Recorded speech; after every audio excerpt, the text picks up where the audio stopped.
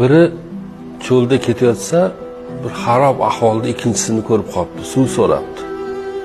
Birodar, suv ber, cho'lda piyoda qolib ketdim, tuyam qochib ketdi desa, boyagi odam tushib meshidan suv beraman desa, shu jag'iga bir tushirib, meshini ham olibdi, tuyasini ham olib qochib qolibdi. Boyagi odam kulib ustidan bergan. Qanday bo'ldi? Meni nimamga uchding, fitnamga uchding. Endi xor bo'lasan bu yoqda. Men qutuldim, ketaman deb ketayotganda boyagi yordam qilmoqchi bo'lgan odam orqasidan baqiribdi, bir iltimosim bor, bir iltimosim bor deb.